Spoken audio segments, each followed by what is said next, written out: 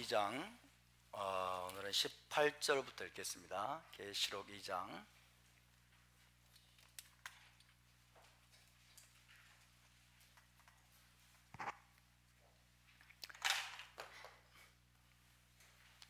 18절부터 29절까지 우리 한 절씩 교독하겠습니다. 두아디라 교회의 사자에게 편지하라. 그 눈이 불꽃 같고 그 발이 빛난 주석과 같은 하나님의 아들이 이르시되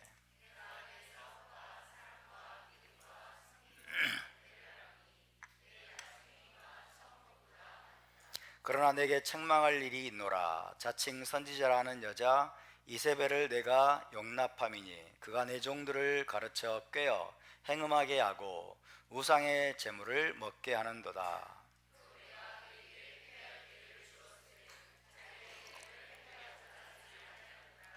볼지어다 내가 그를 침상에 던질 터이요 또 그와 더불어 간음하는 자들도 만일 그의 행위를 회개하지 아니하면 큰 환난 가운데 던지고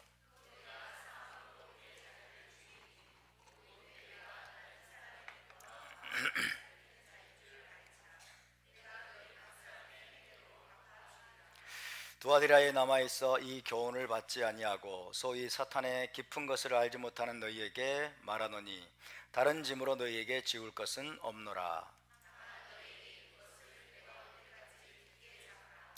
이기는 자와 끝까지 내 일을 지키는 그에게 만국을 다스리는 권세를 주리니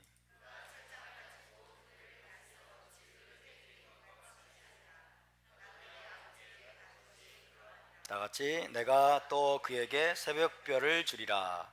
귀 있는 자는 성령이 교회들에게 하시는 말씀을 들을지어다. 아멘. 자, 우리 옆에 분과 다시 한번 인사하겠습니다. 샤ባት 샬롬, 샤ባት 샬롬, 샤ባት 샬롬. 이번 주 토라 포션은 5780년 네 번째 파라샤 바예라입니다. 바예라 한번 해볼까요? 바예라, 바예라. 오늘은 계시록 강의 56번째 56입니다. 56번째 말씀이 되겠습니다. 지난주에 나눈 것을 우리가 잠깐 살펴보면 버가모 교회에 이기는 자에게 주실 상급에 대한 약속을 여러분과 함께 나눴습니다.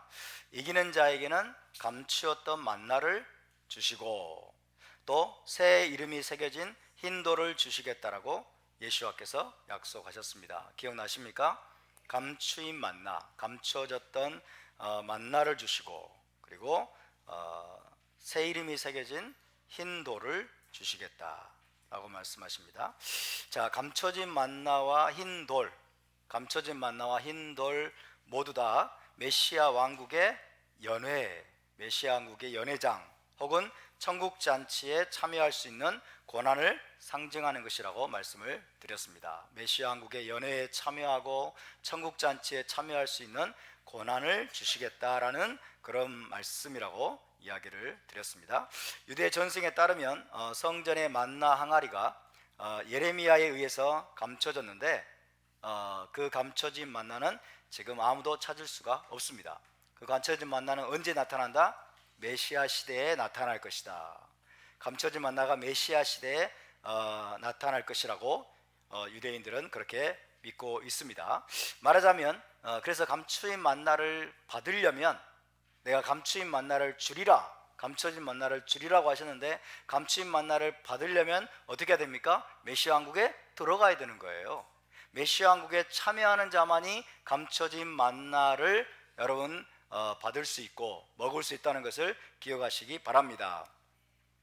따라서 감춰진 만나는 메시아 왕국의 연회장 혹은 천국의 잔치상을 의미하는 것입니다. 감추인 만나도 먹는 거죠. 그죠? 감추인 만나도 먹는 것입니다. 천국의 연회장에서도 우리가 마음껏 먹을 것입니다. 그래서 감춰진 만나는 천국의 잔치상을 상징적으로 표현하고 있는 말씀이다 라고 이해할 수가 있겠습니다. 그리고 고대 근동에서 흰 돌은 화이트 스톤이죠. 흰 돌은 중요한 이벤트와 축제에 참여할 수 있는 입장권으로 사용되었다라고 말씀을 드렸죠. 참석자의 이름이 새겨진 흰 돌을 참석자 이름이 새겨진 흰 돌이 주요 행사와 축제의 입장권으로 사용되었던 것처럼 예수와께서 이기는 자에게 새 이름이 새겨진 흰 돌을 주시겠다라고 약속하신 것은 하나님이 베푸실 최고의 축제, 하나님이 베푸실 최고의 축제는 뭡니까? 메시아 왕국의 연회입니다. 메시아 왕국의 연회, 어린 양의 혼인잔치입니다. 어린 양의 혼인잔치에 참여할 수 있는 입장권을 주시겠다는 약속입니다. 저와 여러분 모두 흰돌을 받을 수 있기를 바랍니다. 아멘. 우리 옆에 분과 함께 축복하면서 인사합시다. 우리 흰돌을 받읍시다. 흰돌을 꼭 받으십시다. 할렐루야. 저와 여러분의 새 이름이 새겨진, 우리의 새 이름이 새겨져 있는 흰돌을 꼭 받아서 메시아 왕국의 그 연회장에, 그 잔치상에 저와 여러분이 참여해서 거기서 감춰진 만나도 마음껏 먹고 누릴 수 있는, 즐길 수 있는 주인공들이 다 될 수 있기를 바랍니다. 흰 돌의 주인공이 되시길 바랍니다. 감춰진 만나의 주인공들이 다 되시기를 바랍니다. 아멘. 자, 버가모 교회와 관련해서 한 가지를 더 말씀을 드린다면 12절을 다시 한번 보겠습니다. 12절. 자, 버가모 교회에 관련해서 12절을 함께 읽습니다. 12절 시작. 버가모 교회의 사자에게 편지하라. 좌우에 날성검을 가지시니가 이르시되. 자, 버가모 교회에게 어떤 분이 지금 말씀하세요? 좌우에 날성검을 가지시니가 이르시되. 왜 좌우에 날성검을 가지시니가 버가모 교회에게 말씀하실까요? 자, 14절을 또 읽겠습니다. 14절 시작. 그러나 내게 두어 가지 책망할 것이 있나니 거기 내게 발람의 교훈을 지키는 자들이 있도다. 발람이 발락을 가르쳐 이스라엘 자손 앞에 걸림돌을 놓아 우상의 제물을 먹게 하였고 또 행음하게 하였느니라. 버가모 교회의 주된 문제입니다. 버가모 교회를 골치 아프게 만드는 문제가 뭐예요? 발람의 교훈을 지키는 자들이 있도다. 발람의 교훈은 뭡니까? 성도들을 여러분 잘못 가르치고 그 다음에 속여서 우상의 제물을 먹게 하고 행음하게 만드는 거예요. 언약에서 떠나게 만드는 그것이 바로 발람의 교훈인데, 버가모 교회를 괴롭히고 있는 버가모 교회의 문제가 되고 있는 것은 발람의 교훈입니다. 발람의 교훈이었습니다. 자, 그리고 16절을 읽겠습니다. 16절 시작. 그러므로 회개하라. 그리하지 않으면 내가 네게 속히 가서 내 입의 검으로 그들과 싸우리라. 할렐루야. 자, 버가모 교회에게 주님은 좌우의 날성검을 가지신 이로 자신을 계시하셨습니다. 그런데 버가모 교회에는 발람의 교훈을 지키는 자들이 있어서 문제가 되고 있었고 주님은 그것에 대해서 책망하셨습니다. 그리고 회개하지 않을 경우에 주님은 그들에게 속히 임하셔서 내 입의 검으로 그들과 싸우시겠다. 그죠? 주님의 검으로, 좌우의 날선 그 검으로 그들과 싸우시고 그들을 심판하시겠다는 겁니다. 그렇게 말씀을 하셨습니다. 자, 흥미로운 것은요, 참 흥미로운 것은 이 모든 말씀이 정확히 토라와 연결되는 구조를 가지고 있다는 거예요. 토라와 연결되는 구조를 가지고 있다. 어떻게 토라와 연결이 되는지, 얼마나 성경이 신비한지 한번 우리가 살펴보도록 하겠습니다. 민수기 말씀으로 가보겠습니다. 민수기 22장 21절에서 23절입니다. 바미드바르 22장 21절에서 23절을 함께 찾아봅니다. 민수기 22장 21절에서 23절. 자, 시작. 발람이 아침에 일어나서 자기 나귀의 안장을 지우고 모압 고관들과 함께 가니 그가 감으로 말미암아 하나님이 진노하심으로 여호와의 사자가 그를 막으려고 길에 서니라. 발람은 자기 나귀를 탔고 그의 두 종은 그와 함께 있더니 나귀가 여호와의 사자가 칼을 빼어 손에 들고 길에 선 것을 보고 길에서 벗어나 밭으로 들어간지라. 발람이 나귀를 길로 돌이키려고 채찍질하니. 이렇게 되어 있습니다. 발람이 이제 발락의 초청을 받고 이스라엘 저주하게서 길을 나섰습니다. 여호와의 사자가 그를 막으려고 어떻게 해요? 검을 빼어들고 발람에게 지금 다가가시는 겁니다. 여호와의 사자가 검을 빼어들고 발람의 길을 이제 막고 있는 모습입니다. 31절 33절을 읽습니다. 31절에서 33절 시작. 그때 여호와께서 발람의 눈을 밝히시매 여호와의 사자가 손에 칼을 빼들고 길에 선 것을 그가 보고 머리를 숙이고 엎드리니 여호와의 사자가 그에게 이르되 너는 어찌하여 내 나귀를 이같이 3번 때렸느냐. 보라, 내 앞에서 내 길이 사악함으로 내가 너를 막으려고 나왔더니 나귀가 나를 보고 이같이 3번을 돌이켜 내 앞에서 피하였느니라. 나귀가 만일 돌이켜 나를 피하지 아니하였다면 내가 벌써 너를 죽이고 나귀는 살렸으리라. 여호와의 사자가 검을 들고 찾아와서 발람을 막았었습니다. 나귀가 이제 그거를 막지 않았다면 내가 너를 죽이고 나귀는 살렸을 것이다 라고 말씀하고 있죠. 31장으로 가보겠습니다. 이제 민수기 31장 8절 31장 8절 31장 8절을 읽습니다. 시작. 그 죽인 자 외에 미디안의 5왕을 죽였으니 미디안의 왕들은 에위와 레겜과 수르와 후르와 레바이며 또 부올의 아들 발람을 칼로 죽였더라. 자, 여러분, 민수기에서 이스라엘을 저주하려고 길을 나선 발람에게 하나님은 어떤 모습으로 나타나셨어요?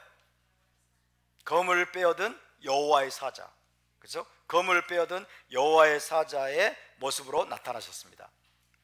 왜 그랬습니까? 그 검으로 발람을 죽이려고, 그렇죠? 그 검으로 발람을 죽이려고 나타나신 것입니다. 그런데 후에 발람은 어떻게 죽었습니까? 칼에 죽었어요, 그렇죠? 칼에 죽었습니다. 여호와의 사자가 발람을 막으려고 그리고 발람을 죽이기 위해서 검을 빼어들고 나서셨는데 나중에 발람은 칼에 의해서 결국 죽었습니다. 미디안과의 전쟁에서 이스라엘 군대의 칼에 죽었습니다. 자, 이제 계시록으로 넘어와서 마찬가지로 발람의 교훈에 의해 더럽혀지고 있던 버가모 교회에게 주님은 어떤 모습으로 자신을 계시하셨습니까? 좌우의 날성검을 가지신 분으로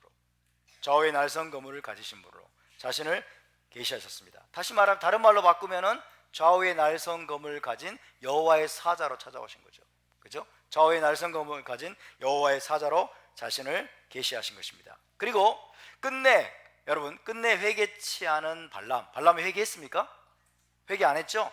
끝내 회개치 않은 발람이 칼에 죽은 것처럼 버가모 교회에서도 발람의 교훈을 따르는 자들이 끝내 회개하지 않을 경우에는 어떻게 하겠다고 했어요? 주님이 내가 내 입에 검으로 그들과 싸울 것이다. 그리고 그 검으로 죽일 것이라고 말씀하시는 거예요. 그 검으로 그들을 심판하고 그들을 죽일 것이라고 말씀하고 있습니다. 자, 토라를 보면 발람이 나옵니다. 검을 빼어든 여호와의 사자가 나옵니다. 그리고 검으로 칼에 의해서 발람이 죽었습니다. 계시록으로 넘어와서 여러분, 버가모 교회에 발람의 교훈을 따르는 자들이 있습니다. 그들에게 뭐예요? 좌우의 검을 가진 여호와의 사자로 자신을 계시하십니다. 그리고 발람의 교훈을 따르는 자들이 끝내 회개하지 않을 경우에는 그 검으로 그들과 싸우고 그들을 심판할 것이라고 말씀하고 있습니다. 토라의 구조와 계시록의 구조가 똑같습니다. 너무 흥미롭지 않습니까? 너무 재밌지 않습니까? 성경은 정말 신비한 책입니다. 하나님은 어제나 오늘이나 영원토록 동일하신 분임을 기억하시기 바랍니다. 토라에 계시된 하나님은 계시록에 계시된 하나님과 동일한 분임을 기억하시기 바랍니다. 발람을 대적할 때는 하나님이 어떤 모습으로 찾아오신다? 검을 든 여호와의 사자로 찾아오신다. 발람의 교훈을 무력화시키기 위해서는 하나님 어떤 분을 찾아오신다? 검을 빼어든 여호와의 사자로, 그죠? 좌우의 날선 검을 빼어든 여호와의 사자로 나타나시고 그 검으로 심판하시고 그 검으로 여러분 그 교훈을 버리지 않는 회개치 않는 자들을 죽이실 것을 지금 말씀해 주고 있는 것입니다. 구조가 너무 비슷하죠? 너무 똑같죠?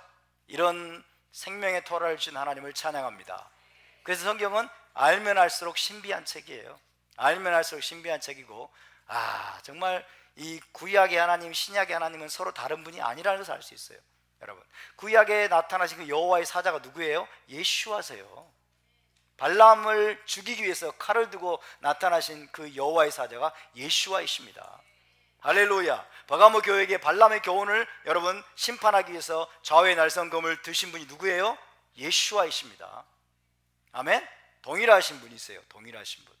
그래서 발람의 교훈, 발람을 대적할 때는 신약이나 구약이나 동일하게 여러분 여호와의 사자께서 좌우의 날성검으로, 그 입에 말씀의 검으로 대적하시고 심판하시는 분이라는 사실을 우리가 알 수가 있습니다.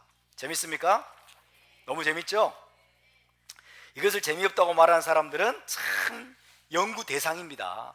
연구 대상이에요. 자, 이제 오늘은 두아디라 교회에게 보내는 편지를 살펴볼 차례입니다. 먼저 18절을 우리가 다시 한번 읽어보겠습니다. 18절 시작. 두아디라 교회의 사자에게 편지하라. 그 눈이 불꽃 같고 그 발이 빛난 주석과 같은 하나님의 아들이 이르시되. 자, 두아디라 교회, 따라서 두아디라 교회. 반모섬에서부터 사도 요한안의 서신을 들고 출발한 전령이 제일 먼저 도착한 곳은 어디입니까? 에베소, 그 다음에 서머나, 그 다음에 버가모, 그 다음에 두아디라. 네 번째로 도착하는 것은 두아디라입니다. 두아디라 메시아닉 교회에게 도착하게 됩니다. 지도는 제가 다시 보여드리지 않겠습니다. 두아디라 역시 로마 제국의 도시였는데 우상 숭배가 만연한 도시였습니다. 특히 제우스, 최고의 신이 제우스예요. 헬레니즘, 이 헬라 신화에서 최고의 신이 제우스인데, 이 제우스 신의 아들로 알려진 신이 누구냐면 아폴로입니다. 그래서 아폴로를 숭배하는 그 우상 숭배가 성행하고 있던 도시가 두아디라였다 라고 할 수 있습니다. 두아디라는 특별히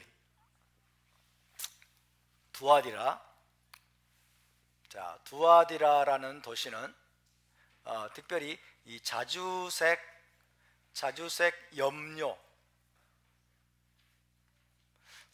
염료로 유명한 곳이었어요.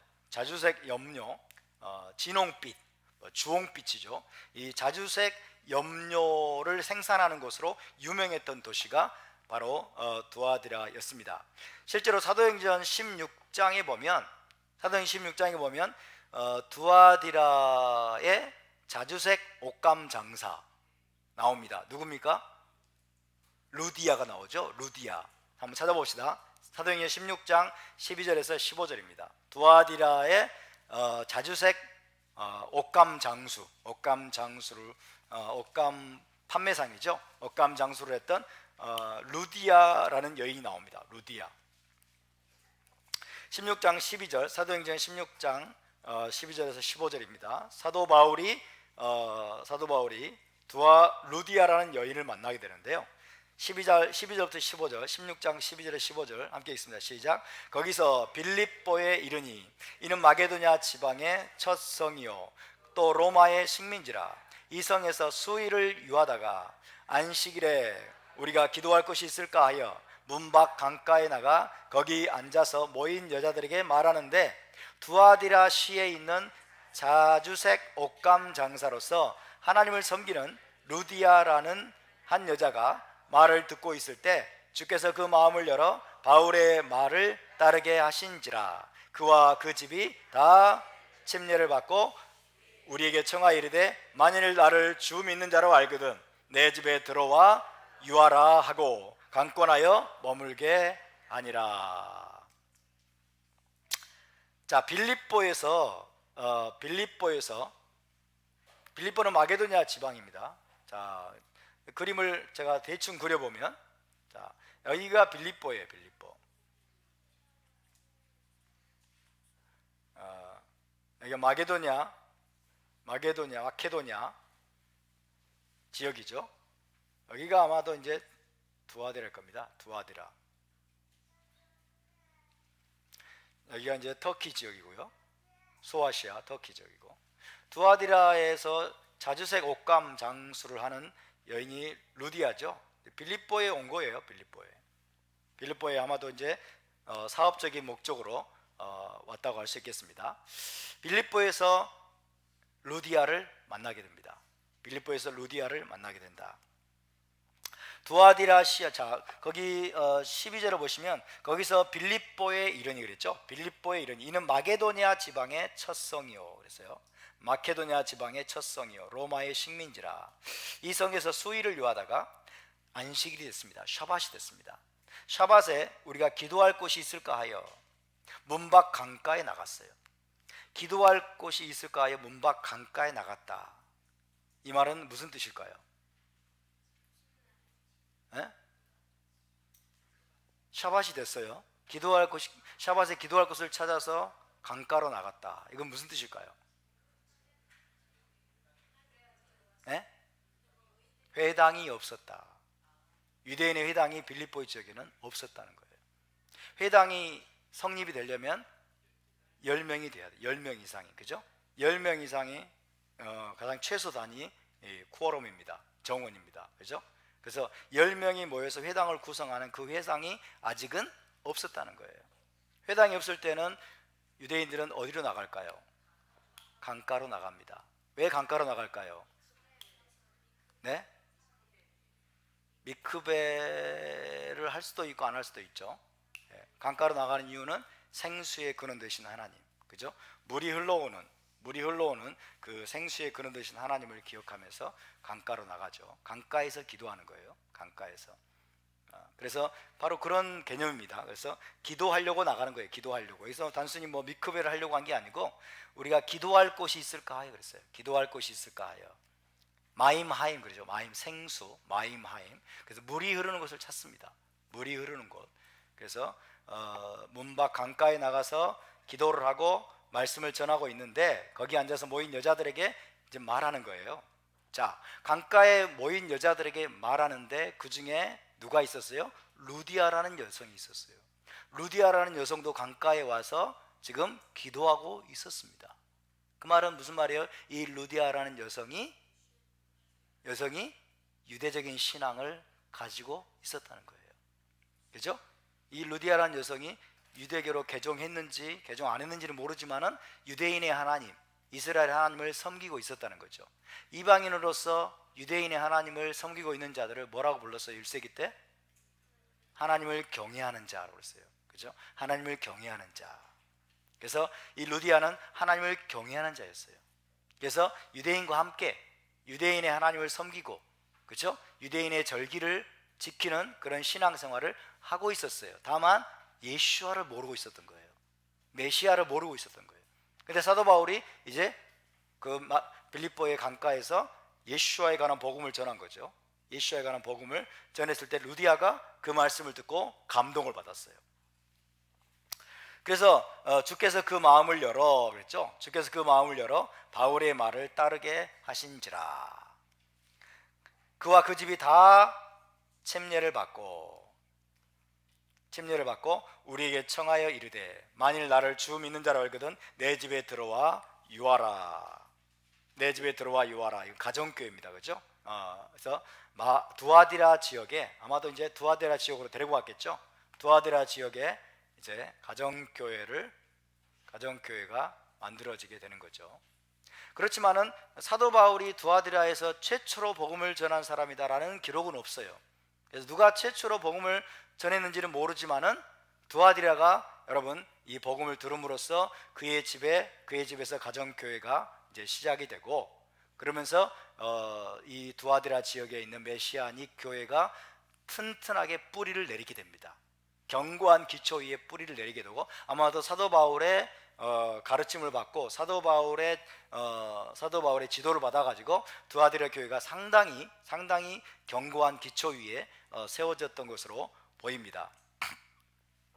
그래서 주님은 이 두아디라 교회를 굉장한 말씀으로 칭찬을 하시는데, 다시 계시록 가봅시다. 2장 19절 다시 봅니다.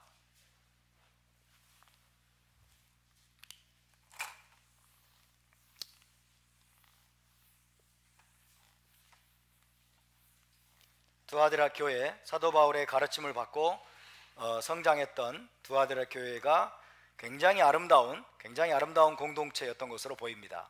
19절 시작. 내가 내 사업과 사랑과 믿음과 섬김과 인내를 아노니 내 나중 행위가 처음 것보다 많도다. 할렐루야. 이게 주님의 칭찬입니다. 두아디라 교회에 대한 주님의 칭찬입니다. 내가 내 사업과 내 사랑과 너의 믿음과 너의 섬김과 인내를 아노니 내 나중 행위가 처음 것보다 많도다. 이것은 굉장히 대단한 칭찬입니다. 가벼운 칭찬이 아닙니다. 특별히 뒷부분 보면 내 나중 행위가 처음 것보다 많도다는 거예요. 이 말은 무슨 말이에요? 두아들의 교회가 점점 계속해서 성장했다는 거예요. 계속해서 영적으로 발전하고 영적으로 성장하면서 두아들의 교회가 하나님의 말씀에 순종하는 그 의로운 행위의 열매가 계속해서 맺혀지고 있었다는 것을 의미하는 것입니다. 할렐루야. 여러분, 나중 행위가 처음보다 더 많은 자가 될 수 있기를 바랍니다. 처음보다 나중이 더 아름다운 공동체가 될 수 있기를 바랍니다. 저와 여러분 모두가 마지막에 웃는 자가 되어야 돼요. 마지막이 아름다운 믿음의 사람들이 될 수 있기를 바랍니다. 마지막이 정말 주님께 칭찬받을 수 있는 그런 모습이 될 수 있기를 바랍니다. 저는 항상 감사하는 것은 우리 제자공동체교회가 지금 여러분 10년이 넘어가지만은 매년 하나님은 새로운 지경으로, 매년 새로운 지평으로 계속해서 인도해 오셨어요. 그래서 계속해서 하나님이 더 새로운 것들을 열어주시고 더 놀랍게 우리를 성장시켜 오셨다는 것이 저의 간증입니다. 저는 이것이 너무 감사합니다. 아멘. 많은 교회들이 여러분 반짝 부흥하고 반짝 은혜 받았다가 나중에 그 불이 꺼져 버려 가지고 잠들어 버리고 그리고 이제 재만 남는 그런 교회들이 너무 많아요. 영적으로 잠자고 있는, 그래서 잠들어 있는 교회들이 너무나 많습니다. 근데 이 두아들의 교회는 그렇지 않았어요. 내 나중 행위가 처음 것보다 많도다라고 주님께서 칭찬하셨습니다. 저와 여러분이 그 주인공들이 될 수 있기를 바랍니다. 우리의 나중 행위가 주님 앞에 섰을 때 그분이 오시는 시간이 가까우면 가까울수록 우리가 더 성장하고 더 성숙하고 더 아름다운 여러분 토라 준행의 주인공들이 될 수 있기를 주님의 이름으로 축복합니다. 아멘. 자, 이 두아디라 교회에게 말씀하시는 주님, 그분은 자신을 어떻게 지금 소개하고 있습니까? 그 눈이 불꽃 같고, 다시 봅시다. 18절. 그 눈이 불꽃 같고 그 발이 빛난 주석과 같은 하나님의 아들이 이르시되, 이렇게 말씀하고 있죠. 두아디라 교회에게 주께서 자신을 그렇게 소개하고 있습니다. 그 눈이 불꽃 같고, 따라서 그 눈이 불꽃 같고 그 발이 빛난 주석과 같은 하나님의 아들. 네, 하나님의 아들. 자, 하나님의 아들이라고 주께서 자신을 말씀하고 있습니다. 하나님의 아들. 하나님의 아들을 히브리어로 벤 엘로힘이라고 할 수 있죠. 벤 엘로힘. 따라서 벤 엘로힘. 네. 하나님의 아들이 가라사대, 하나님의 아들이 이르시되, 이렇게 말씀하고 있어요. 벤 엘로힘. 자, 하나님의 아들 벤 엘로힘이란 말을 들으면은 우리 기독교적인 마인드는 뭐예요? 신성을 가진 성자 예수를 생각하겠죠. 그죠? 신성을 가진 성자 예수를 생각하겠습니다만 그게 전적으로 틀린 것은 아닐지라도, 그러나 이 하나님의 아들 벤 엘로힘은 히브리적으로 보면 제일 먼저 우리가 무엇을 생각해야 되느냐? 하나님의 아들 그럴 때는 다비딕 king of 이스라엘을 생각해야 됩니다. 다비딕 king of 이스라엘. 그래서 하나님의 아들은 다윗의 자손으로 오실 이스라엘의 왕,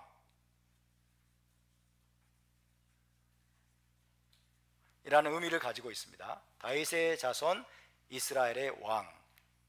이것을 간단하게 하나님의 아들이라고 할 수 있어요. 벤 엘로힘이라고 말씀할 수 있습니다. 벤 엘로힘. 왜냐하면 다윗의 자손 이스라엘의 왕이 벤 엘로힘으로 불렸기 때문입니다. 하나님의 아들로 불렸기 때문입니다. 그래서 이 하나님의 아들 벤 엘로힘이라는 호칭은 메시아의 신성을 의미하는 호칭이라기보다는 먼저 메시아의 오히려 인성을 나타내는 호칭이다. 제가 말씀드린 적이 있죠.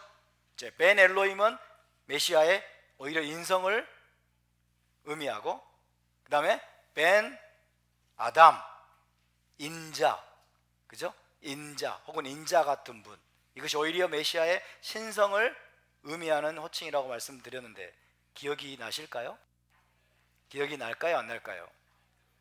까마귀 고기가. 자, 그래서 벤 엘로힘, 따라서 벤 엘로힘, 벤 엘로힘, 하나님의 아들이 가라사대, 지금 하나님의 아들이라고 말씀하고 있어요. 하나님의 아들이. 그러면 하나님의 아들, 그럼 우리는 뭘 생각해야 돼요? 다비딕 킹 오브 이스라엘, 다윗의 자손으로 오실 이스라엘의 왕, 다윗의 자손 이스라엘의 왕이신 메시아, 그죠? 다윗의 자손이라고 하는 것은 사람이죠, 사람, 그죠?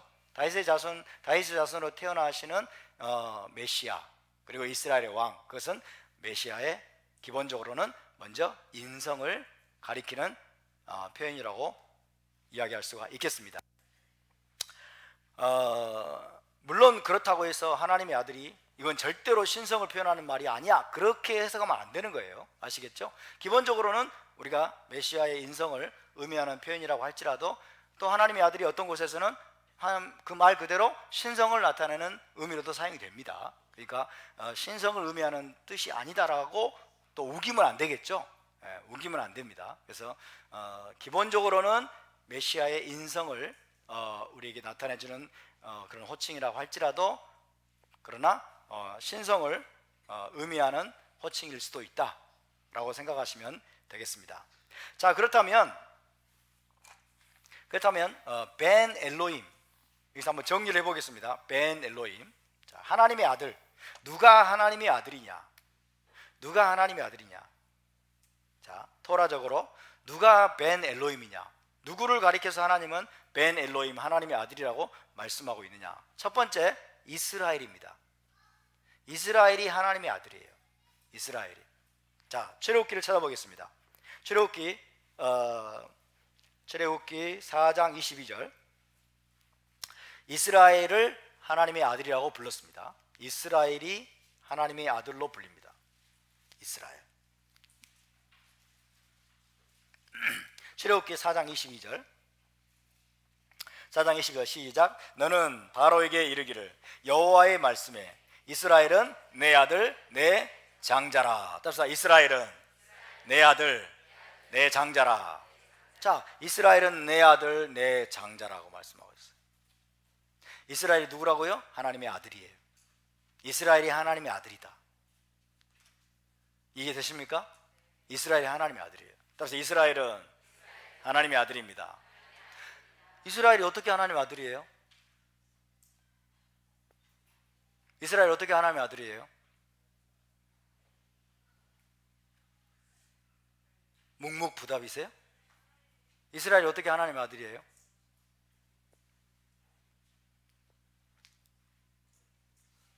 네? 이스라엘이 어떻게 하나님의 아들이에요? 하나님이 나왔어요?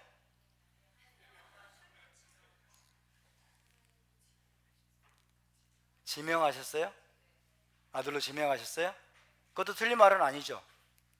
이스라엘 어떻게 하나님의 아들이에요? 우리가 이게 설명할 수 있어요. 예? 언약을 통해서, 언약이라는 시스템, 언약을 체결하는 걸 통해서 하나님의 아들로 입양된 겁니다. 아시겠죠? 이거를 정확하게 알고 있어야 돼요. 그러니까 이스라엘도 여러분 양자가 된 거예요. 이스라엘도 하나님의 양자가 된 겁니다. 할렐루야. 그러니까 이스라엘은 하나님과의 언약 관계를 통해서 하나님의 양자로 입양된 것입니다. 하나님의 아들로 입양된 것입니다. 저와 여러분도 하나님의 아들로 입양되었음을 믿습니까? 우리가 양자가 됐어요. 양자가. 할렐루야. 이스라엘이 처음부터 하나님의 아들이 된 게 아니에요. 처음부터 하나님의 아들이 아니고 언약이라는 여러분 틀을 통해서, 언약이라는 시스템을 통해서 하나님이 이스라엘을 그분의 아들로 입양한 것입니다. 하나님의 양자로 입양한 것입니다. 우리도 예수와를 믿음으로 언약을 체결했죠. 그 언약을 통해서 우리가 하나님의 아들로 입양된 거예요. 할렐루야. 믿는 자들에게는 하나님의 자녀가 되는 권세를 주셨으니 이게 바로 하나님의 아들이 되는 거예요. 우리를 하나님의 아들 되게 한 게 뭐라고요? 언약입니다. 언약. 그래서 언약이 중요한 거예요. 언약이 중요한 겁니다. 언약을 통해서 양자로 입양된 거예요. 자, 하나님의 양자, 하나님의 아들로 입양됐어요. 그러면 여러분께 묻겠습니다. 자, 이스라엘이 나의 아들이다. 이스라엘이 하나님의 아들이다. 자, 하나님의 아들로 입양됐어요. 하나님의 아들이 되었다. 라고 하는 것은 무엇을 의미합니까? 그 말은 무슨 말이에요? 네? 유업을 물려받을 자. 그것도 맞는 말이죠. 유업을 물려받을 자, 하나님의 상속자, 하나님의 후사가 되는 것이 맞습니다.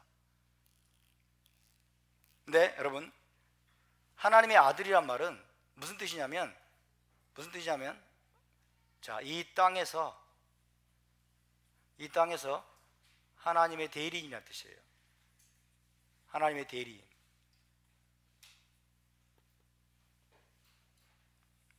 하나님의 대리인이다. 하나님을 대표하는 자라는 거예요. 아들은 아버지를 대표하죠. 어디 가서 아들은 아버지를 대리하는 거예요. 아들은 아버지를 나타내고 아버지를 대신하고 아버지를 대표하는 거예요. 할렐루야. 그러니까 이스라엘은 이 땅에서 하나님의 아들이라면 여러분 온 열방을 향해서, 세상을 향해서 하나님의 대리인 역할을 하는 것입니다. 하나님을 대신해서 행하는 거예요. 하나님의 대리인으로서의 역할을 감당해야 되는 것입니다. 할렐루야. 따라서 이스라엘은 하나님의 아들입니다. 이스라엘이 하나님의 아들이다. 하나님이 자신의 아들로 삼아서 이 세상 나라 가운데서, 이 땅 가운데서 하나님의 대리인이 되도록 하나님이 부르셨다는 것입니다. 하나님 자신을 대표하도록. 그게 누구예요? 바로 저와 여러분입니다. 우리도 이스라엘이 되었고 우리도 이제 하나님의 아들이고 저와 여러분은 이 세상에서 하나님의 대리인으로 부르심을 받아서 믿으시기 바랍니다. 굉장한 부르심입니다.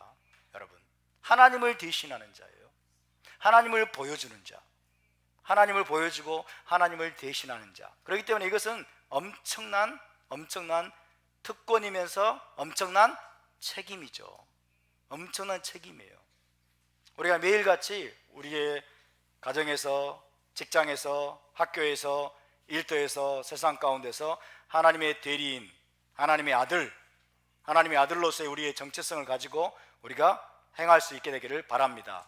모든 일들을 그 마음으로 우리가 그 마음을 잃어버리지 않고 행해야 될 줄로 믿습니다. 답시다. 나는 하나님의 아들입니다. 나는 하나님의 대리인입니다. 옆에 분을 축복합시다. 당신도 하나님의 아들입니다. 하나님의 대리인입니다. 그러니까 하나님의 아들이란 말은, 하나님의 아들이라고 할 때 난 딸인데 왜 그러세요? 이러지 마요.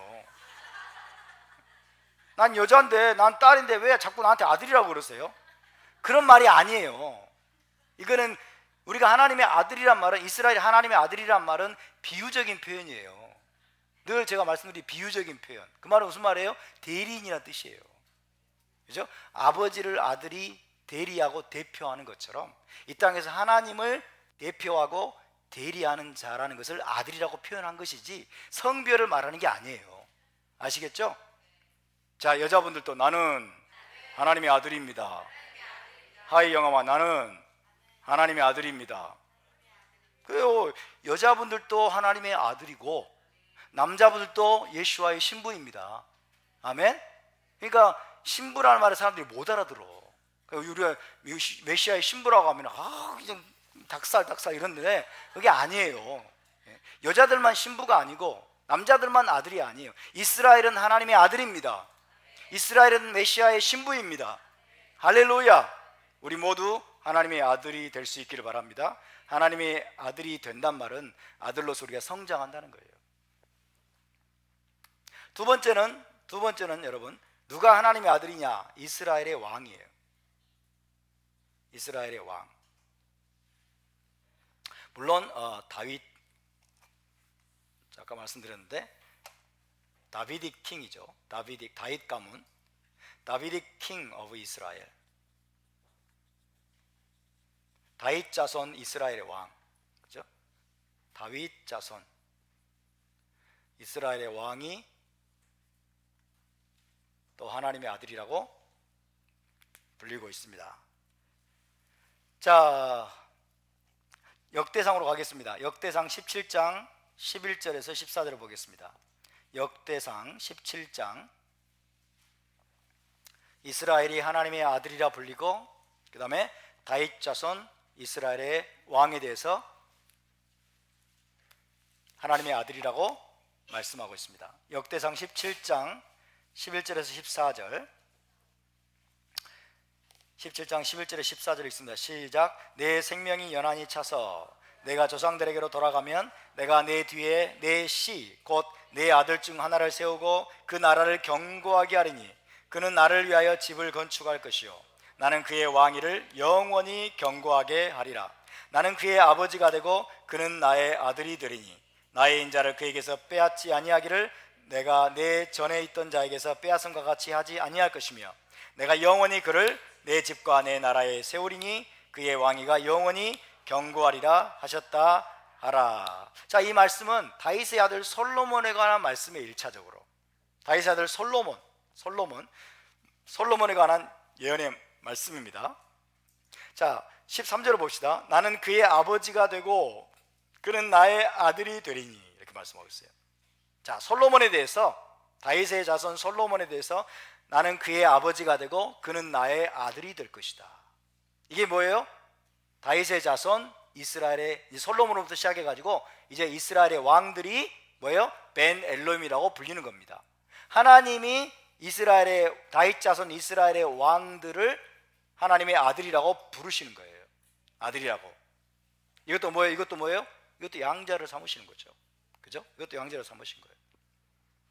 그래서 이스라엘의 왕 솔로몬으로부터 시작되는 이제 다윗 자손 이스라엘의 왕들이 이제 또 하나님의 대리인 역할을 하는 거예요. 하나님의 대리인. 그죠? 그래서 이스라엘의 백성들에게 하나님을 대신해서 공의를 행하고, 하나님을 대신해서 공의로운 심판, 공의로운 재판을 행하고, 그렇죠? 하나님을 대신해서 토라의 말씀으로 이스라엘을 통치하고 다스리는 그 권위가 부여가 되는 것입니다. 할렐루야. 그래서 이스라엘은 열방을 향해서 하나님의 대리인 역할을 하고, 그 다음에 이스라엘의 왕은 특별히 이스라엘 백성들을 향해서 하나님의 대리인 역할을 하는 거죠. 하나님의 아들입니다. 하나님의 아들. 그래서 이스라엘 백성들은 벤 엘로힘, 다윗 자손 이스라엘 왕을 향해서 왕을 그렇게 바라보는 것입니다. 그래서 이스라엘의 왕은 하나님과의 특별한 결속 관계가 있어요. 하나님과의 특별한 결속 관계. 이스라엘도 마찬가지고 이스라엘 왕도 마찬가지고.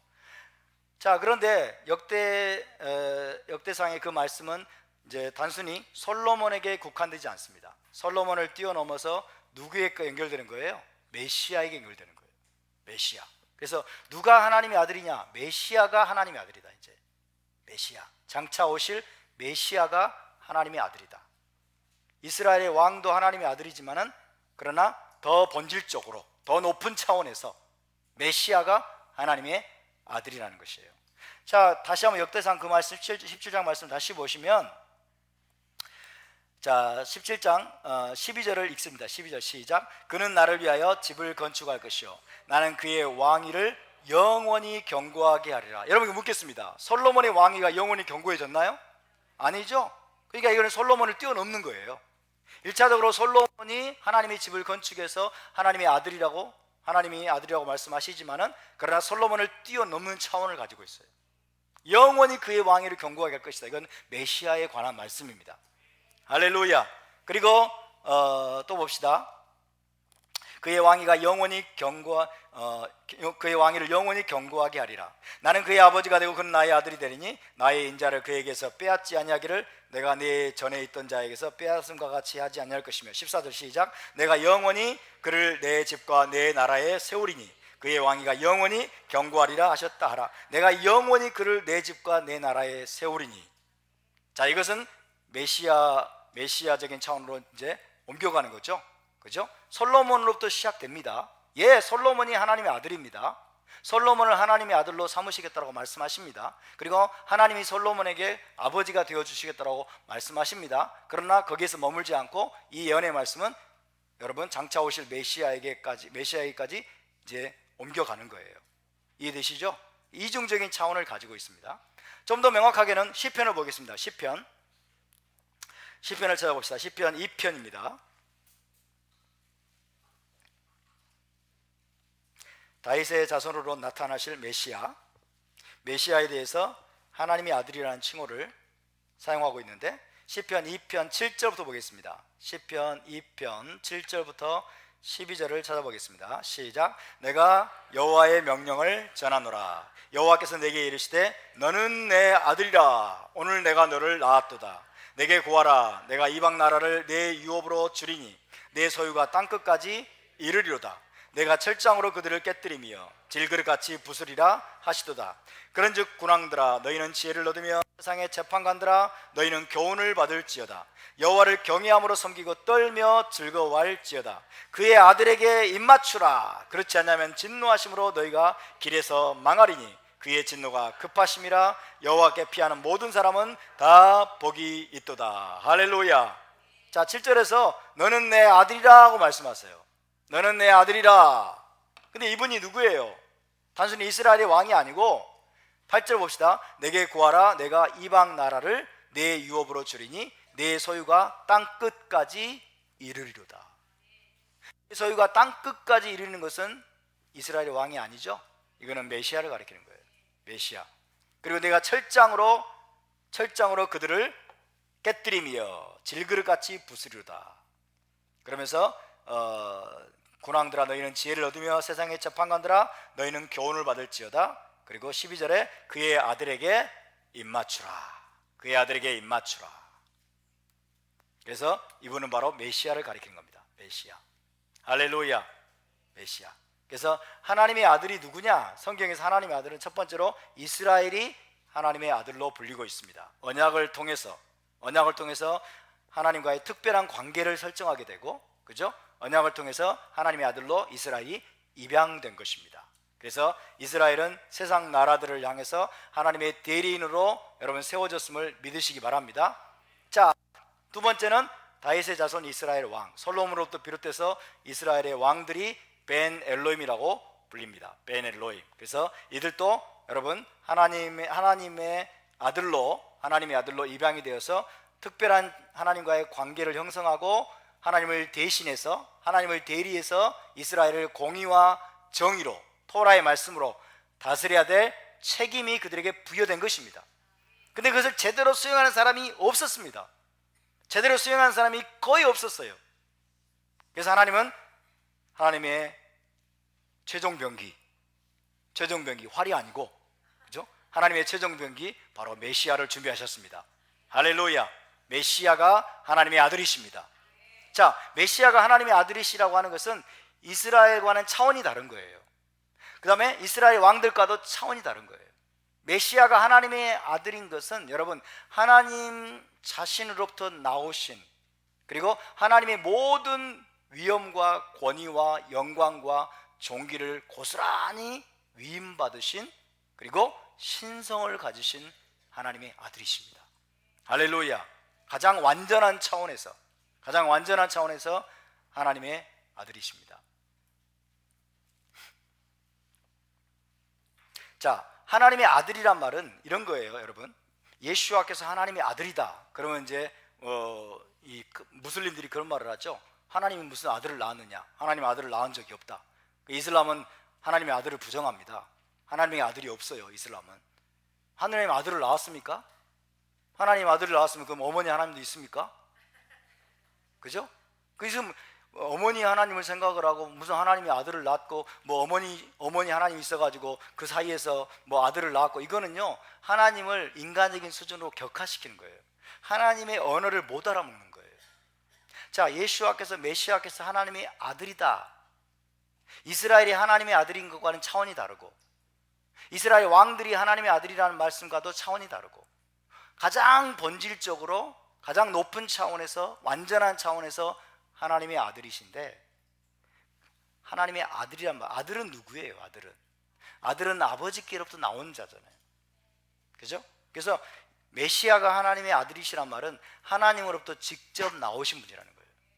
하나님으로부터 직접 나오신 분이에요. 이스라엘은 하나님으로부터 직접 나온 게 아니에요. 그죠? 이스라엘의 왕들도 하나님으로부터 직접 나오신 분이 아니에요. 간접적으로 나온 거죠. 토라의 말씀을 받았으니까 이제 세상에 나가면 하나님으로부터 보내심 받은 자인 줄 알죠. 맞습니까? 간접적으로는 하나님의 보내심을 받은 거예요. 하나님으로부터 나오신 자들이 맞습니다. 그런데 메시아는 차원이 달라요. 메시아는요, 하나님으로부터 직접 나오신, 하나님이 존재 자신으로부터 직접 나오셨다는 차원에서 하나님의 아들이란 말이에요. 이해되십니까? 하나님으로부터 직접 나오셨다. 아들은 아버지로부터 나오는 자를 말하는 거예요. 이해되시죠? 하나님으로부터 직접 나오셔서 하나님으로부터 직접 보내심을 받은 자예요. 하나님의 모든 권위를 위임받아서 하나님의 모든 신성, 모든 영광, 모든 존귀, 모든 능력을 그대로 위임받아서 여러분 하나님으로부터 직접 나오신 하나님의 대리인입니다. 그래서 자, 이 메시아는 여러분 우리가 이런 표현을 씁니다. 그래서 하나님의 신적 대리인입니다. 신적 대리. Divine Agent, Divine Agent. 왜? 하나님으로부터 직접 나오신 분이기 때문에. 이스라엘의 왕이나 이스라엘은 신적인 대리인은 아니에요. 신성을 그들은 가지고 있지 않아요. 그런데 메시아가 하나님의 아들이시라는 차원은 완전한 차원이에요. 완전한 차원. 하나님으로부터 직접 나오신 자예요. 아브라함이 만난 세 천사 중에 한 분이 바로 그분이십니다. 아멘. 그리고 발람에게 찾아온 여호와의 사자가 바로 그분이십니다. 하나님으로부터 직접 나오신 분이에요. 하나님이 자신의 정권을, 모든 권위와 신성과 위엄을 위임하셔서 직접 이 땅에 보내셔서 이 땅에서 하나님 역할을 하는 거예요. 와, 이 땅에서 하나님의 눈에 보이는 하나님이에요. 아버지 하나님은요, 눈에 안 보이는 하나님이고 메시아는요, 눈에 보이는 하나님이에요. 이 땅에 나타난 하나님. 이 땅에서 하나님을 보여주는 자예요. 우리 인간들이 이스라엘이 하나님을 보여주는 것은 제한적이에요. 너무나 실패합니다. 그죠? 너무나 종종 넘어지고 불완전하고 제한적이에요. 근데 메시아께서는 하나님으로부터 직접 나오셔서 그분의 모든 신성과 영광과 존귀와 위엄을 그대로 가지고 이 땅에 오셨기 때문에 여러분, 그분은 이 땅에서 눈에 보이는 하나님으로서 하나님을 완전하게 나타내 주시고 완전하게 하나님의 뜻을 행하시는 분임을 믿으시기 바랍니다. 그런 차원에서 메시아는 하나님의 신적인 대리인이에요. 그리고 완전한 벤 엘로힘이십니다. 지금 예수와께서 두아디라 교회에게 내가 하나님의 아들이다, 하나님의 아들이다, 그 눈이 불꽃 같고 그 발이 빛난 주석 같은 하나님의 아들이다, 벤 엘로힘이다 라고 할 때는 바로 이런 의미를 담고 있는 것입니다. 이해되시면 아멘. 자, 그 하나님에 대해서 히브리서 말씀이 어떻게 표현했는지 찾아봅시다. 완전한 하나님의 아들, 히브리서 1장 보겠습니다. 1장 1절부터 3절. 하나님이 완전한 신성, 완전한 권능, 완전한 영광, 그리고 완전한 권위를 그대로 위임받으신 메시아, 하나님의 아들에 대해서 히브리서 1장 1절부터 3절 한번 보겠습니다. 히브리서 1장 1절부터 3절 함께 있습니다. 시작. 옛적에 선지자들을 통하여 여러 부분과 여러 모양으로 우리 조상들에게 말씀하신 하나님이 이 모든 날 마지막에는 아들을 통하여 우리에게 말씀하셨으니, 아들을 통해서 말씀하셨다. 이거는 하나님의 아들을 말하는 거예요. 하나님의 아들 메시아를 가리키는 거예요. 메시아. 아들을 통해서 우리에게 말씀하셨다. 그 말은 신적인 대리인이라고 말이죠. 그죠? 직접 말하지 않고 대리인을 통해서 말씀하시는 거예요. 그죠? 하나님의 신적인 대리인을 보내가지고 우리에게 말씀하셨는데 이분이 어떤 분이냐? 자, 계속 있습니다. 시작. 이 아들을 만유의 상속자로 세우시고 또 그로 말미암아 모든 세계를 지으셨느니라. 보세요. 차원이 달라요. 이분은 누구예요? 만유의 상속자이시고 만유의 창조주이십니다. 만물의 창조주세요. 하나님과 동일한 권능을 가지신 분이에요. 만유의 창조주세요. 모든 세계를 지으셨느니라. 계속 시작. 이는 하나님의 영광의 광채시요 그 본체의 형상이시라. 그의 능력의 말씀으로 만물을 붙드시며 죄를 정결케 하는 일을 하시고 높은 곳에 계신 지극히 높으신 이의 우편에 앉으셨느니라. 할렐루야. 하나님 보좌 우편에 앉아 계신 분이에요. 하나님 우편에 앉아 계신 분이시고, 그죠? 능력의 말씀으로 지금 만물을 붙들고 계신 분이세요.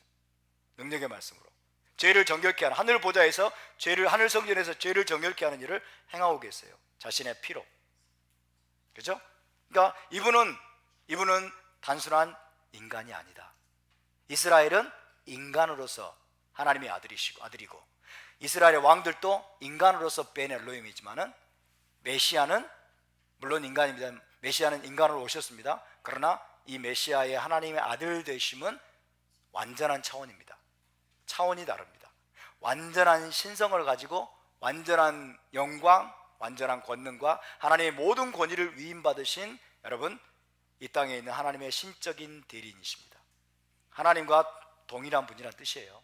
하나님과 동등한 분이라는 뜻이에요. 이게 여러분 엄청난 계시입니다. 사실은 이게 토라에서 계시하고 있는 우리 하나님이세요. 하나님의 본체는 안 보입니다. 하나님 본체는 안 보여요. 그래서 하나님은 이 땅에 대리인들을 통해서 자신을 계시하세요. 대리인들을 통해서. 구약 시대 때는 누구를 통해서 자신을 계시하셨어요? 선지자들을 통해서. 아브라함이 누군지 아세요? 선지자예요. 그는 선지자라. 아비멜렉에게 말씀하시죠? 그는 선지자라. 그러니까 하나님은 안 보인다니까요. 하나님이 이 땅에서 보일 수가 없어요. 너무 크시기 때문에. 하나님은 안 보이세요. 아무도 가까이 갈 수 없는 빛에 거하시는 분이세요. 그래서 하나님은 이 땅에 있는 사람들에게 하나님 자신을 계시해야 되는데, 누구를 통해서 계시하신다? 대리인들을 통해서 계시하신다. 아브라함이 대리인입니다. 이삭과 야곱과 모세와 예레미야와 선지자들을 통해서 하나님이 말씀하시고 자기를 계시하셨어요. 할렐루야. 그런데 그들의 역할은 너무나 중요하지만은 그들의 역할은 제한적입니다. 그들의 역할은 때로는 실패합니다. 그렇기 때문에 완전한 대리인을 마지막에 보내신 거예요. 완전한 대리인을. 할렐루야. 그 완전한 대리인은 하나님으로부터 직접 나오신 분이세요. 하나님의 완전한 신성과 완전한 권위를 위임받아 가지고 여러분 직접 나타나신 하나님의 신적인 대리인이세요. 할렐루야.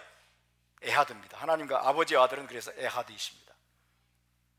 그분이 지금 이 두아디라 교회에게 말씀하시는 겁니다. 그 아들을 주신 하나님을 찬양합니다.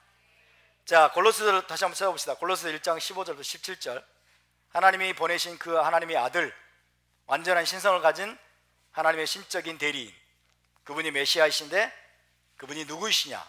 골로새서 1장 15절에서 17절을 찾아서 읽어보겠습니다. 골로새서 1장 15절에서 17절 시작. 그는 보이지 아니하는 하나님의 형상이시요 모든 피조물보다 먼저 나신 이시니 만물이 그에게서 창조되되 하늘과 땅에서 보이는 것들과 보이지 않는 것들과 혹은 왕권들이나 주권들이나 통치자들이나 권세들이나 만물이 다 그로 말미암고 그를 위하여 창조되었고 또한 그가 만물보다 먼저 계시고 만물이 그 안에 함께 섰느니라. 할렐루야. 그는 메시아입니다. 보이지 아니하는 하나님의 형상이시오. 보이지 아니하는 하나님의 형상이시오. 하나님 보여요, 안 보여요? 안 보입니다. 나 하나님을 보았다 하시는 분 손 들어보세요. 하나님의 형상이 우리 눈에 안 보입니다. 그죠? 아버지 하나님은 우주보다 크신 분이에요. 우주보다 크신 분이 어떻게 우리 눈에 보여요? 보일 수가 없어요. 근데 우리 인간의 딜레마는 뭐예요? 안 보이면 못 믿는다는 거예요. 그렇잖아요. 인간의 딜레마 안 보이면 못 믿어요. 아브라함 하나님 보았어요, 못 봤어요? 보았어요. 모세가 하나님 보았어요, 못 봤어요? 보았습니다. 하나님은 안 보이는데 인간의 딜레마는 안 보이면 못 믿어. 그러니까 안 보이는 하나님이 자신을 보여줘야 돼. 이게 딜레마예요. 근데 위대하신 하나님은, 놀라우신 하나님은 자기 자신은 보이지 않으면서도 자기 자신을 또 보이도록 할 수 있는 방법을 가지고 계세요. 이해되세요? 자기의 아들을 그죠?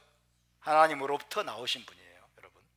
하나님으로부터 나오신, 하나님과 분리될 수 없는 하나이신 신적인 대리인을 여러분 에덴 동산에서부터 보내셨습니다. 에덴 동산 날이 서늘할 때 에덴 동산을 거니셨대요. 여호와께서 에덴 동산 날이 서늘할 때 거니셨대요. 걸어다녔어요. 아니 우주보다 크신 분이 어떻게 에덴 동산에 돌아와가지고 걸어다니냐고. 그죠? 그러니까 여호와 하나님이 그냥 통째로 에덴 동산에 내려온 게 아니라 그 말이에요. 그럼 누가 내려온 거예요? 여호와 하나님의 신성과 모든 권위를 위임받으신 하나님의 아들이 내려오신 겁니다. 그분은 형상을 가지신 분이에요. 하나님의 형상을 이 땅에서 보여주시는 자로. 그래서 메시아께서, 예수와께서 에덴 동산에서 여러분 거니시는데, 그것은 성경에서 하나님과 동등한 언어로 표현되는 거예요. 여호와께서 거니셨다. 이해되십니까? 아브라함에게 바이아라 나타나셨어요. 여호와께서 아브라함에게 나타나셨어요. 여호와께서 나타나셨지만 여호와께서 어떻게 나타나냐고. 그죠? 그래서 이걸 이해를 못해가지고, 이해를 못한 게 아니고, 이것을 탈굽 역본에서는 여호와의 말씀이 나타났다 그랬어요. 여호와의 말씀이 나타났다. 여호와의 말씀이 누구예요? 예수와잖아요. 그죠? 여호와의 말씀이. 하나님은 보이지 않습니다. 그런데 하나님은 자기를 보여주기를 원하십니다. 구약 시대 때는 아브라함과 이삭과 야곱과 선지자들 통해서 다양한 방식으로 자기를 보여주시고 계시해 주시고 말씀하셨습니다. 그런데 모든 날 마지막에는 하나님이 최종적으로 때가 참에 하나님 자신으로부터 나오신, 여러분, 완전한 신성과 권위를 가지신 메시아를, 자기 아들을 보내주셨어요. 자기 아들을. 그 아들을 통해서 말씀하시고 그 아들을 통해서 구속의 완성을 이루어 가시는 분임을 믿으시기 바랍니다. 아들을 주신 하나님을 찬양합니다. 아브라함을 주신 거 너무 감사하죠. 지금도 유대인들은 뭐예요? 엘로에 아보테이누 너무 감사하잖아요. 그죠? 아브라함 아비누 막 부르면서 너무 기뻐하잖아요. 그리고 뭐 사라 이메누, 우리 어머니 사라 막 그러면서 너무 막 그것을 소중하게 생각하잖아요.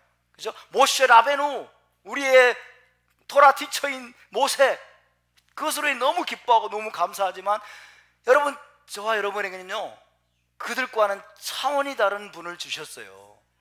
그들과는 차원이 다른 벤 엘로힘을 주문해 주셨어요. 그분이 예슈아이십니다. 예슈아이십니다. 할렐루야. 그럼 우리는 유대인들과는 차원이 다른 감사가 나와야 돼요. 차원이 다른 기도가 나와야 돼요. 차원이 다른 감격이 우리에게 있어야 돼요. 할렐루야. 완전한 하나님의 아들을 사람의 모습으로, 하나님을 보여줄 수 있는 모습으로, 그죠? 이 땅에 보내주셨고, 그분을 통해 말씀하셨고, 그분을 통해서 토라를 풀어주셨고, 그분이 말씀하신 내용들이 지금 이 신약 성경으로 우리에게 그대로 여러분 기록되어서 전해지고 있는 것입니다. 할렐루야. 아들을 보내신 하나님을 찬양합니다. 그 아들은 창조주이십니다. 그 아들은 창조주세요. 자, 다시 봅시다. 그는 보이지 않는 하나님의 형상이시오, 모든 피조물보다 먼저 나신 이시니. 먼저 나셨대. 모든 피조물보다 먼저 나셨대. 아들도 태어났네. 아들도 태어난 적이. 그러면 아들은 하나님과는 차원이 다르네. 그죠? 아들은 하나님이 아닌가벼. 그렇게 할 수 있죠. 근데 이거는 히브리적인 표현입니다. 먼저 나셨다는 말은 장자라는 뜻이에요. 장자. 그죠? 하나님의 장자세요. 하나님의 장자. 메시아는 장자이십니다. 아멘. 이스라엘은 또 뭐예요? 아까 뭐라고 했어요? 이스라엘 나의 장자라고 그랬죠? 이스라엘은 나의 장자요. 이스라엘이 장자예요. 여러분, 메시아는 하나님의 장자이십니다. 이해되세요? 그러니까 메시아가 하나님에 의해서 피조되었다 그런 뜻이 아니에요. 아시겠죠? 하나님의 피조물이다 그런 뜻이 아니에요. 모든 피조물보다 먼저 나셨단 말은, 여러분, 만물이 창조되기 전에 하나님이 메시아를 창조했다 그런 뜻이 아니고, 모든 피조물보다 먼저 나신 분이란 말은 모든 피조물을 능가하는 하나님의 장자란 뜻이에요. 하나님의 장자. 이해되시면 아멘?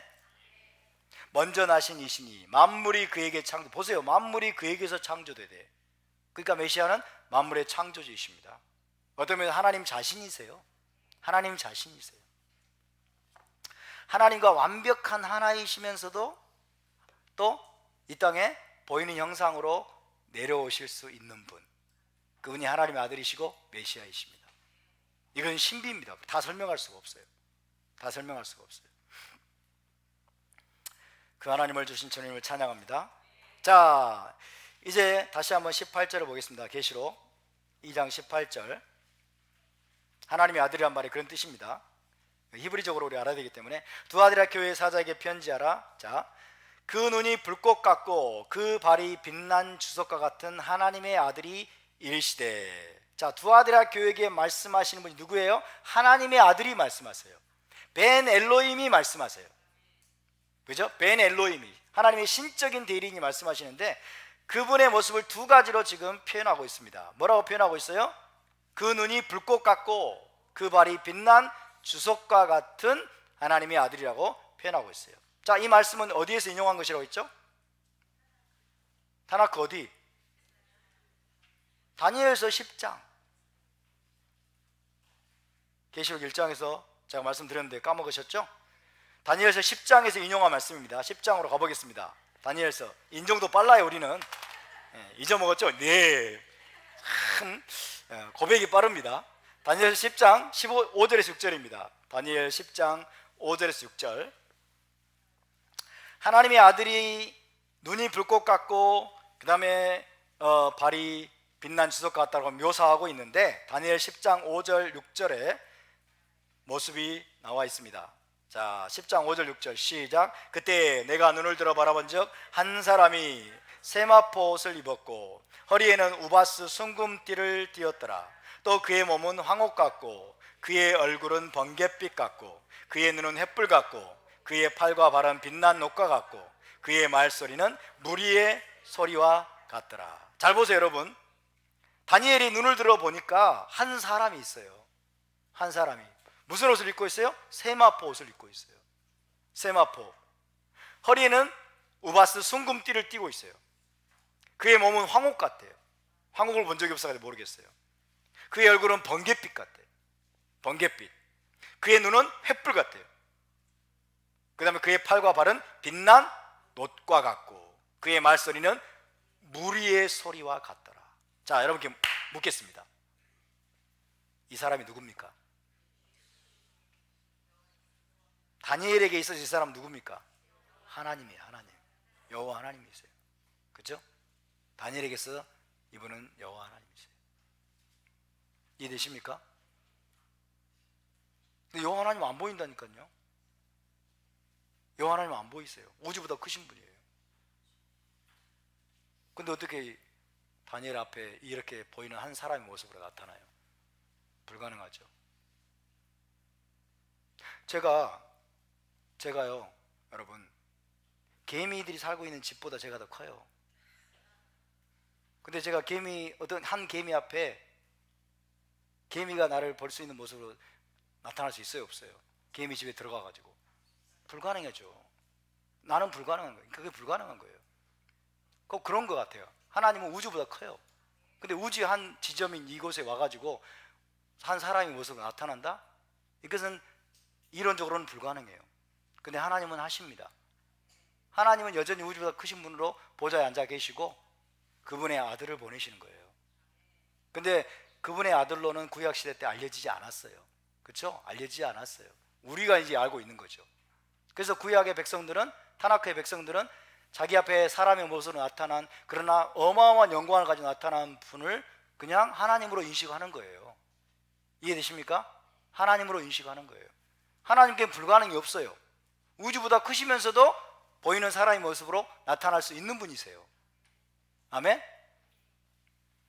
자, 여기서 이제 다니엘이 만난 그 하나님, 다니엘이 만난 그 하나님의 모습이 여러 가지로 나와 있는데 거기 보니까 그의 눈은 횃불 같고 있어요. 그의 눈은 횃불 같고가 계시록으로 오면서 그의 눈은 불꽃 같고 이렇게 나왔어요. 동일한 말입니다. 그의 눈은 횃불 같고 그의 팔과 발은 빛난 놋과 같고, 이것을 계시록에서는 그의 발은 빛난 주석과 같고, 놋과 주석은 동일한 표현이라고 보시면 됩니다.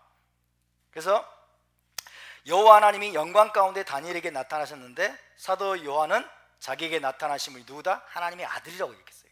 그죠? 하나님의 아들이라고 얘기하면서 그 아들이 어떤 분이다? 그의 눈이 불꽃 같고 그의 발은 빛난 주석과 같은 분이라고 묘사하고 있어요. 같은 분입니까? 다른 분입니까? 같은 분이죠? 다니엘에게 나타난 분은 여호와 하나님이세요. 요한에게 나타나시는 분 누구세요? 하나님의 아들이세요. 벤 엘로힘이세요. 그죠? 동일한 영광, 동일한 신성, 동일한 권위예요. 할렐루야. 그래서 아버지와 아들은 에하드입니다. 아버지와 아들은 하나입니다. 아버지와 아들은 하나이지만 구별할 수 있다 없다? 구별이 된다. 구별이 되면서도 하나이시다. 이게 신비예요. 할렐루야.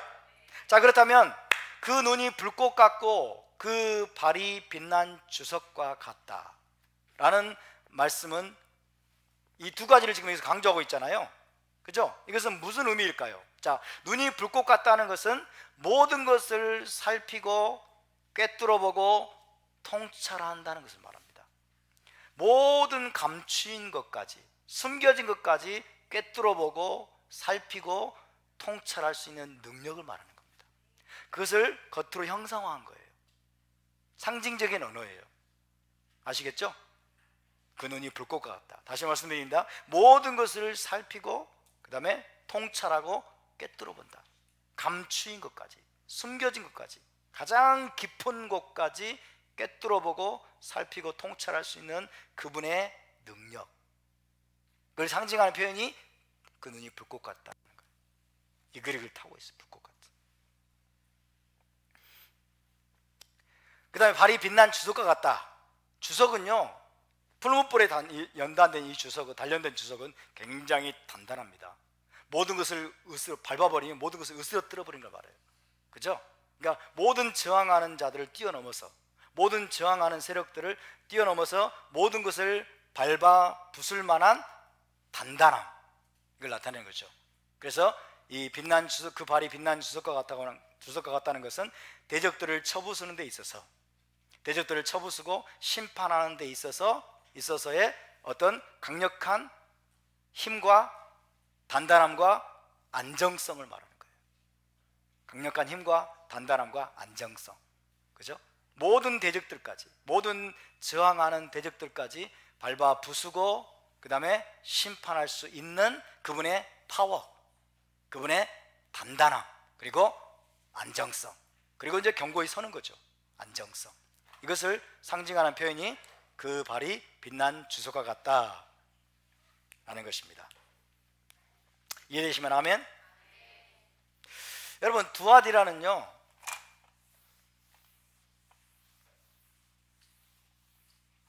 두아디라의 주된 생산품이 또 있습니다. 두아디라의 주된 생산품이 이겁니다. 이거예요. 이게 뭐냐면 모든 것을 보는 눈이에요. 모든 것을 보는 눈이 전시안이죠. 그죠? 두아디라는 전시안을 제조하는 전시안 제조의 중심지였다고 합니다. 그래서 두아디라 어디에서나 이 전시안을 볼 수 있는 거예요. 지금도 두아디라 지역에 가면 이 전시안 기념품이 팔리고 있다고 합니다. 모든 것을 보는 눈이에요. 모든 all seeing eye라고 그래요. all seeing eye. 모든 것을 보는 눈. 모든 것을 보는 눈이 두아디라에서 이 눈을 만드는 제조업이 성행을 했어요. 모든 사람이 이걸 가지고 있겠죠. 이걸 가지고 있을 것입니다. 이게 이교도적인 어떤 동기에서 시작이 됐을 거예요. 근데 이 두아디라 교회에 예수님께서 뭐라고 말씀하세요? 내 눈이 불꽃 같다는 거예요. 전시한 다른 신이 너희를 뚫어보는 것이 아니라, 또 다른 어떤 우상의 어떤 전시안을 너희가 두려워할 것이 아니라, 진정으로 너희가 두려워해야 될 것은 나의 눈이라는 거예요. 내 눈이 불꽃 같다는 것입니다. 할렐루야. 내 눈이 불꽃 같다. 햇불처럼 이글이글 타는 그 눈은 여러분 너무나 강력해서 우리가 그분 앞에 발가벗겨진 것처럼 우리의 모든 것이 드러납니다. 우리 내면에 숨겨진 동기들까지 다 드러나는 거예요. 할렐루야. 그분 앞에 숨길 것이 없습니다. 예수와께서는요, 하나님은 심판하는 권세를 어떻게 하셨어요? 아들에게 위임하셨어요. 요한복음 5장에 보면 나옵니다. 심판하는 모든 권한을 아들에게 위임하셨어요. 근데 아들의 심판은 이것이 그 심판이 불공정하면 됩니까? 안 됩니까?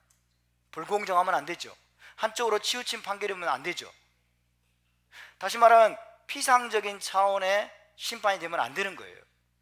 아들이 아버지로부터 위임받은 이 심판의 권세, 이 심판의 권세는 가장 공정하고 가장 정의롭고 누구도 변명하거나 핑계할 수 없는 의로운 심판이 됩니다. 이해되십니까? 그래서 예수와께서는 이사야서 11장의 3절부터 보면, 제가 찾지는 않겠습니다.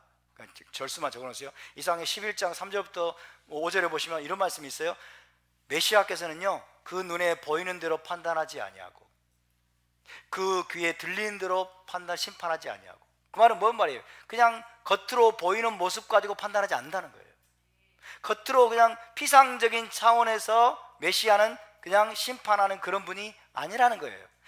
우리 사람들은 너무나 겉으로 보이는 모습 가지고 너무 함부로 판단하죠. 그러니까 이 판단이 너무 빗나가는 거예요. 이 판단이 의롭지를 못해요. 사람을 죽입니다. 심판을 통해서 살려야 되는데 사람을 죽이는 거예요. 근데 메시아께서는 그런 분이 아니세요. 메시아는 여러분 가장 깊은 곳까지 꿰뚫어 보십니다. 마음속에 감추어진 의도까지 드러납니다. 그 불꽃 같은 눈으로 모든 것을 감찰하시고 통찰하시고 꿰뚫어 볼 수 있는 능력을 가지고 있습니다. 아멘. 저와 여러분의 모든 사람의 마음속에 깊은 여러분 숨은 동기들까지 그분은 꿰뚫어 보시면서 심판하시고 그리고 판단하시고 마지막 최종 심판의 권위를 사용하시는 분임을 믿으시기 바랍니다. 그래서 그분의 심판은 의로운 것입니다. 그분의 심판은 공의로운 것입니다. 가장 공정한 심판을 그분은 내리실 것입니다. 그래서 그분 앞에, 심판대 앞에서 변명하거나 핑계할 수 있는 사람이 아무도 없습니다. 할렐루야. 히브리서를 봅시다. 히브리서 4장 12절 13절을 읽습니다. 히브리서 4장 12절 13절. 히브리서 4장 12절 13절 시작. 하나님의 말씀은 살아있고 활력이 있어. 이 하나님 말씀이 뭐예요? 좌우의 날선 검입니다. 그죠? 살아있고 활력이 있어. 그게 나오네요. 좌우의 날선 어떤 검보다 예리하여. 좌우의 날선 어떤 검보다 더 예리한 좌우의 날선 검이에요.